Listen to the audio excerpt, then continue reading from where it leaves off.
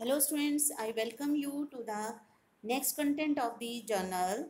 Now today I will discuss with you advantages of the journal, limitations of the journal, accounting cycles and its format.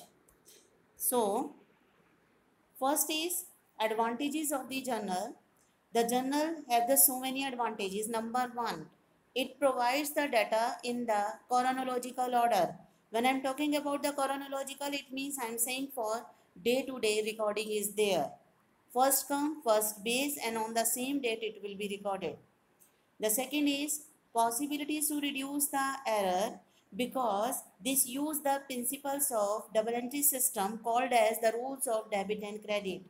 So the system principles are theirs to use, so the errors can be reduced by using the double entry system.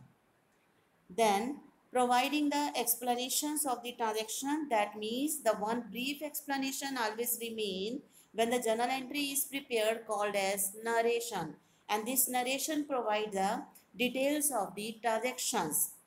And then this provide the base to the ledger. It means the next process is the ledger and the journal is the base to provide the data to the ledger to find out the concluding results. Now, I'm moving to the limitations now. The limitations refers to it is not suitable for the big companies, large company where the large volume of transactions are consisted. So it is useful only for the small organization. Generally, the large organizations use subdivision of journal. It will be the next chapter after the journal. And now the next is it requires the complete analytical and the technical knowledge to the accountant. Means the accountant should know about the rules of debit and credit, and analytical means can be used for the further analysis point of view to derive the results, and it cannot draw up the any conclusion on the spot. It means the ledger posting is telling you only the conclusion, what is remaining at the left, at the last, related with the one particular person or one particular account.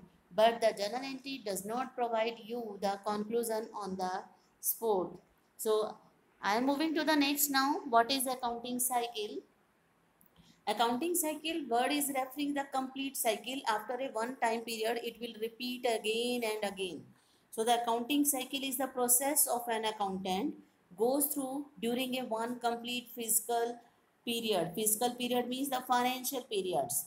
So the unit is all the about of the different steps called as accounting cycles. It is always remain for a one particular time period, and after the end of this time period it will repeats again. It begins with business transactions. It means you may say it start with the journal and ends with the final account called as the financial statement and the closing entries also. So this is the format now related with the accounting cycle. Now this cycle you may say the first the transaction is coming. This transaction is moving towards the journal on the basis of the source documents and the vouchers. And when it is recorded once, it will go to the final account. It means after the recording to the journal, it will provide the data to the ledger, and the ledger provide the data to the trial balance, and the trial balance provide the data to the financial statement for closing the accounts.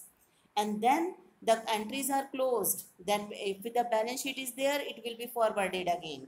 Then again the process will be started again for the next accounting period. The financial statement is to be prepared at the end of the one accounting period. So the whole year transactions will go on, and in the end of the accounting period, the financial statement is prepared for finding out the profit or loss and the financial positions of the business organizations. So I think this is the cycle now. Now I can understand, means you don't have any problem related with the understanding of the advantage, limitations, accounting cycle needs related with the journal. Thank you.